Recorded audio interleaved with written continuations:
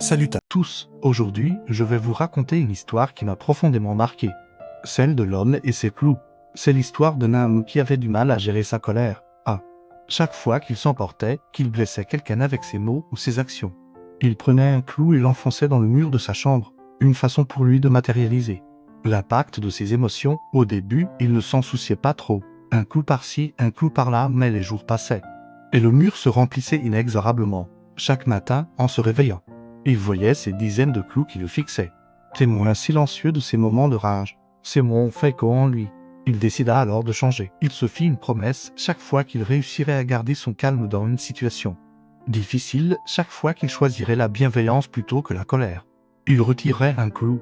Les premiers jours furent difficiles, la colère était devenue une habitude, presque un réflexe, mais petit à petit il apprit à respirer profondément, à prendre du recul, à choisir ses mots avec plus de sagesse. Et un à un, les clous commencèrent à disparaître. Après plusieurs mois d'efforts, vint enfin le jour où il retira le dernier clou, le cœur rempli de fierté.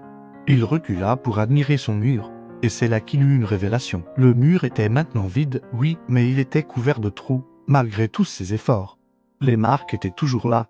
Cette vision le bouleversa. Il comprit alors que même si nous excusons, même si nous changeons, les mots blessants que nous prononçons laissent des traces indélébiles dans le cœur des autres, comme ces trous dans le mur. Certaines blessures ne se referment jamais complètement.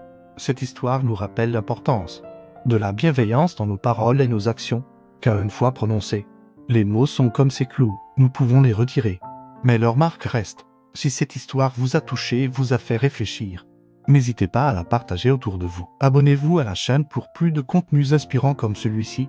Prenez soin de vous. Et surtout, prenez soin des autres.